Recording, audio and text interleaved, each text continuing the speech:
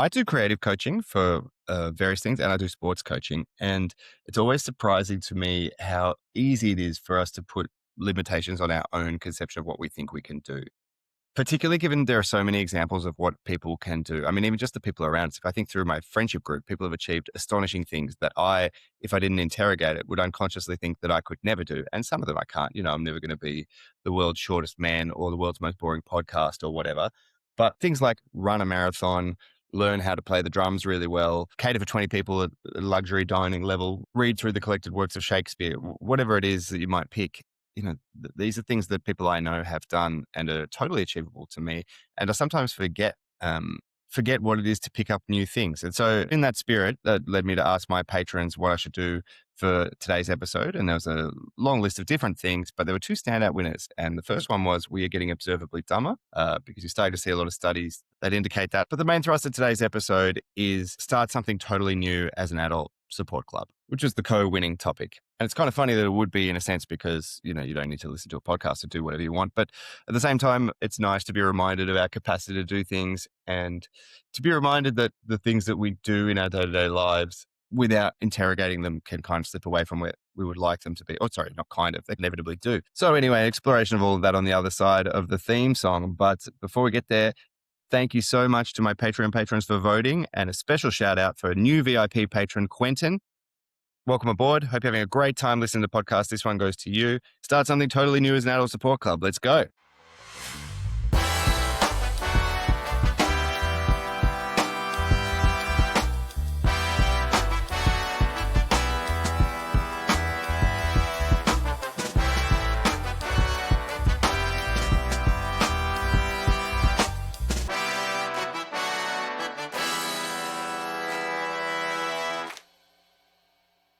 Obviously, on the podcast, I talk a lot about the decay of various things that were staples in the past. And that inevitably includes also all the skills that came along with the behaviors that we used to get to enjoy doing all the time.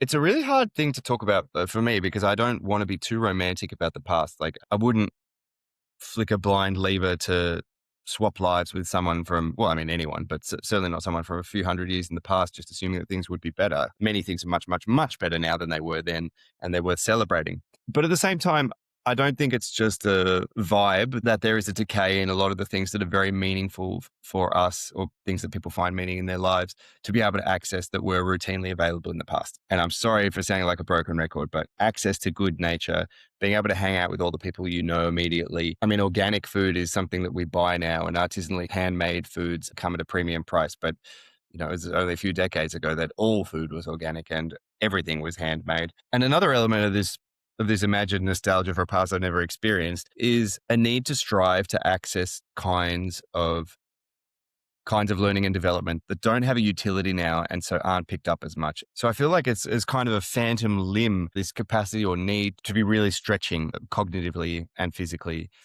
in ways that are just totally unnecessary. I mean, the world doesn't care or benefit if I learn Japanese or if I learn how to paint a beautiful landscape or take up the flute. I mean, there could be a way that it would, but my world might benefit so much. So certain skills that have been lost with our extreme advancement are worth picking up. And it's something that's been on my mind a lot lately because I've been inspired by a lot of the people that I've been around. I have two friends. One's a family member, Argy, and another is a man, Zolly. And both of them recently surprised me by meeting me at a kids park, which involved just a 2-kilometer walk uphill in the 37-degree heat. And it surprised me because I would have taken the bus as a bus that's freely available for anyone to take for that journey. But they both decided to do the walk because they have a mentality that involves constantly wanting to expand or be at the limit of their physical activities. And that at first glance obviously doesn't sound remarkable, but it was striking for me, not only because I wouldn't have done the same walk, but because Zolly is 85 years old and Argy is 90 years old. And both of them separately within a couple of weeks did this same hike uphill in the extreme heat as part of a deliberate effort to not let the world recede on them. Because obviously, as you get past, I think it's 60 or something like that, you gradually lose your muscle. I think it's after 35 or something, you gradually lose your brain matter, and it's a gram a decade or something like that. And that recession is something you could stem to a certain degree, but it's dependent upon your behavior. And while I'm constantly inspired by all of my friends, really, and just people I see in my life and all the incredible things that people are doing out there, these two examples blew me away because they're outlier people. Zolly's in the top 50, I think, for over 80s tennis in the world. And Aoji is still playing tennis herself and president of a bridge club and only recently gave up skiing, etc. The world has changed so much since they were my age, but one thing that never changes and is universal, I guess, is your capacity to find something within your realm of control where you can advance or develop against. And even if you're in extreme hardship, I think that's still true. And I hope that you listening are not in extreme hardship, obviously. So before we get into the substance of a little solidarity statement in how to expand in our lives, I want to speak a bit more to the idea that we're getting noticeably dumber. And first, I want to acknowledge that this is a bit of a tough one to talk about because it's very easy to take individual studies or individual data points and to be really worried or to think that we're in idiocracy or whatever, when of course these things are dynamic. And if one side of the balloon is being pushed in a particular way, it's probably bursting out at another. In that, yes, smartphones and internet technology and whatever have all stripped us of the need to develop certain skills. You don't need to know a language to be able to navigate a situation, so you don't strive to develop your brain in those areas necessarily. You don't need to learn how to read the index of a map and then have that map on your lap as you drive around Sydney, panicking at all the one-way streets when you're 19, going across the harbour bridge and paying the toll like 4 times.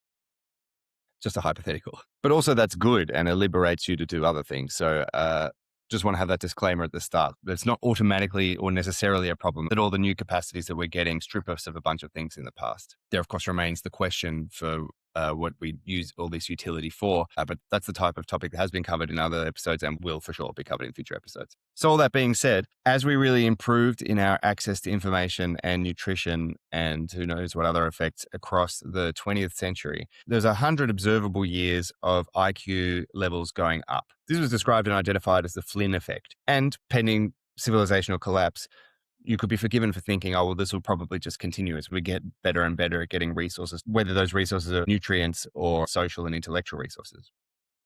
But from about 1975, in many instances, that starts to stagnate. And then by the turn of the century, it's actually dipping. So for the last 25 years, IQ levels have been going down. And you can argue all day and night, as people do, about the utility of IQ scores. And certainly there's many examples where they're not indicative of certain kinds of intelligence that in many instances and potentially in your own life going to be the most important.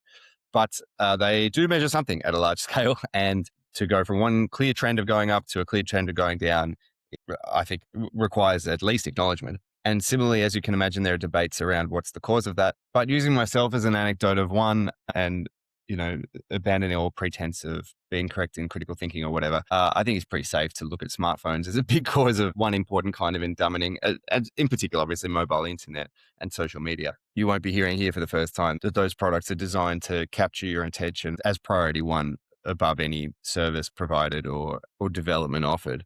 And that comes at a big cost. And like this is borne out in any number of studies and effects. Just to pick one indicative example, a study found that if your smartphone is in the room with you, your capacity to retain and process data declines significantly. Or put the other way, if you leave your smartphone in another room, you perform significantly better at tasks requiring the processing and retention of data. And then if you think how many hours a day you have your smartphone in a different room to the room that you're in, it's hard then to not think that that would have a significant effect upon your cognition. I've also talked in the past about handwritten notes, and reading physical media is also superior for your retention and critical navigation of written material than the equivalents on the screen. But again, this is just one type of processing and thinking. And, one part of intelligence is to be able to analyze the world around you and to make decisions accordingly. And if I'm stuck in the middle of nowhere and there's a thunderstorm and have to navigate my way to the nearest doctor because I've got a sprained ankle, and I've got one friend who's got War and Peace in his backpack and another friend who's got a smartphone in their pocket, well, I can tell you who's going to be more effective at navigating that situation. And it's not by a small factor either. So let's not ignore that benefit and that kind of intelligence and power. But at the same time, carrying around a cursed amulet that suppresses your IQ 25 hours a day is not the most desirable outcome in the world. And full disclosure, I said I was giving an anecdote of one. I used to read books all the time and enjoy navigating the world of ideas through physical media. And since having a phone, as particularly as phones have gotten better, the rate of that has dropped off to 10% of what it used to be. And of course, it's replaced by other types of information, but I don't find them on balance to be as thrilling or as developmentally compelling, and probably not as useful overall to my capacity to live life in the way that I want to and to get the things that I want out of the world. So that's an endowment that I don't welcome in my own life, and I'm sure that I'm not alone in that based on all the evidence of people saying the same type of thing. So then we pivot in this episode to what do we do in response to all this? Well, just as Zolly and Augie were refusing to let what many accept as the preordained physical and cognitive decline that comes with very advanced years touch them for free, I think that whoever you are, at whatever age you're at, will have a great opportunity to pick up something completely new, and then hopefully that will set off the unconscious messages to yourself that you can try something new and learn it, and then you can keep going and pick up something else. So maybe you start with, oh, I'll learn how to paint the vase that's sitting behind me. And then the next time you come up against a problem like, oh, I don't know how to set up a 4-person tent, I'll just not bother with that. Oh, you think, oh no, well, I could learn how to paint that vase. And I didn't think I could do that. Of course I can learn how to do a tent. It's something that people can do. I'm a person. Let's do it. So in that spirit, I'm inviting you now to join a little club where we pick up some things as adults and try and improve. This will be a literal and real club for my patrons. I'm going to create a group and we can chat to each other and share goals and share progress and things like that. But you don't need to be a Patreon patron to get involved and think about what it is that you might do. And of course, ultimately, I'm offering this probably because I need it, because I can't think of the last time I picked something totally new. I mean, moving to Hungary and navigating living in a new society is not nothing. It's very stimulating and requires a lot. And I've had to learn quite a bit of Hungarian, but I haven't consciously done this in a structured way. And outside of the raw requirements of that, I'd have to think hard to think about something that I specifically tried to do because I hadn't done it before. And it's always uncomfortable at first, and it's always ultimately rewarding, even if it's not successful. I suppose during the COVID lockdowns of 2021 in particular, I decided to learn how to do music production, where previously I was dependent upon sound engineers and other people to do that stuff, to do recordings. And that led to me making my most recent album, which I think is the best one I've made. So that was very rewarding. In fact, a note on that, I don't do ads in the podcast, but I'll do one for myself now. I'm going on tour. So if you're in London, Budapest, or Vienna, check out my Instagram page, Chris Endry. In the coming weekends, I'm coming and playing all those towns. If you have friends in those cities, send them along because I'm not famous and will love the audience. Plus, I'm really good. Okay, end of ad.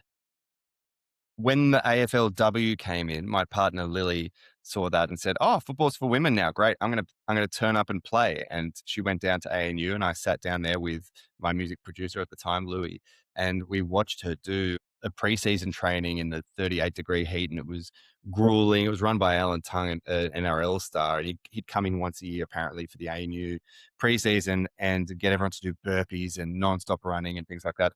And I just sat there with Louis watching, and I thought, oh my goodness, I've been too afraid to play football because I thought, oh, I'm in my 30s. I want to protect my hands for the piano and all these excuses. But here, Lily's just done it immediately. I'm joining next week. And in the end, she ended up not doing it that much. And I've been playing football ever since. And it's enriched my life massively. So maybe playing football will be the thing for you. But then again, how exciting to think that this episode could be the exact cusp of me and hopefully many of you having something that will be as enriching to both of us as football has been to me, because I can't even imagine. So what are you going to pick? Take a moment and think about it.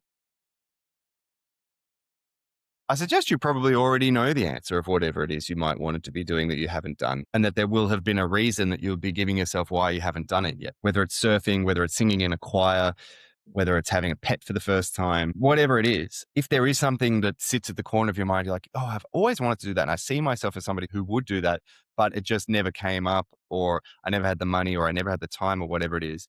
Just dig a little bit at the narrative of why that might be the case, because as true as any of those things can be, they can often be the stumbling excuses for why you're not doing those things. And if it is that you think you don't have the time for something, maybe reframe it as, I haven't prioritized the time for that. And then zoom back and think, well, across the arc of 10 years, I probably could find the time. I probably could have found the time in the last 10 years to have done a couple surfing lessons, or have idly picked up a maths book at night and gotten a tutor. Or across the arc of all of my expenses, I probably could have found an extra $1,500 to take a few days out and learn how to sail. Whatever it is, I imagine that you already have something that's sitting at the gate waiting to be welcomed into your life that could be really rewarding. And instead, the other reasons not to do those things is, if you haven't done them, if I think about, say, for example, surfing, and I think about my friends that surf, well, my first thought is they can surf really well. And if I started doing that, I would look dumb. But of course, they probably look just as dumb as I did the first time that they did it. They were probably just 4 or whatever.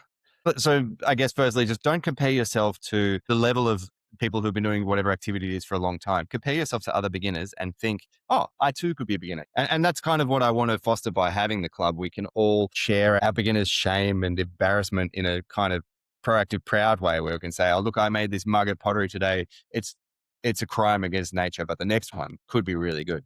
Because and that's the other thing about starting everything new that I'm sure you know, the curve is so high when you start doing some things. So it's quite likely that if you do pick up something, whether it's pottery, woodwork, dressmaking, hand making pasta, grinding your own spices, using dark rooms for analog photography, live streaming StarCraft 2 games, converting your dad's shed to a pickleball court, you name it, life is extremely rich. You're going to be improving very quickly. This time next year, it could be you telling other people, oh, I sucked when I began to play the piano, but look at this now. And, the progress can be really fun. And it's satisfying itself to do. And I think that's the kind of core point that I think is appealing to certainly me and the patrons that voted for this episode.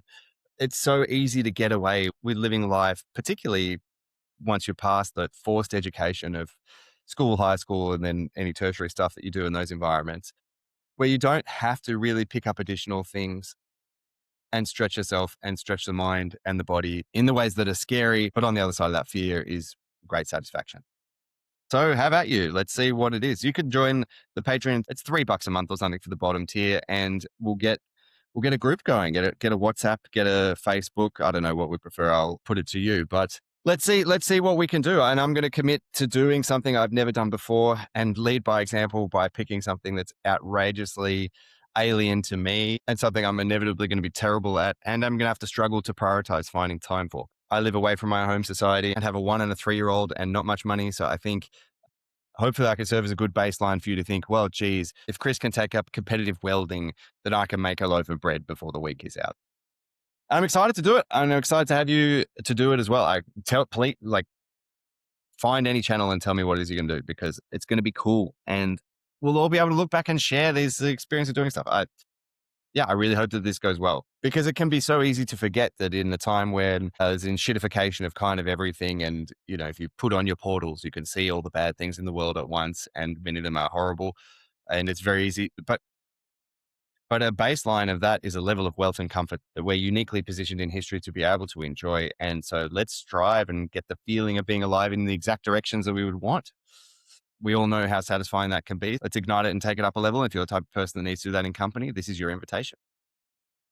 I should also say, underwriting the appeal in this for me at the moment is two things. One, my in-laws, after extremely successful careers of intellectual work, they've undertaken across the last 5 years or so to learn about viticulture, learn about olive oil pressing, and they've planted a grove and vineyards and are on a harvest cycle of pressing their own wine and olive oil.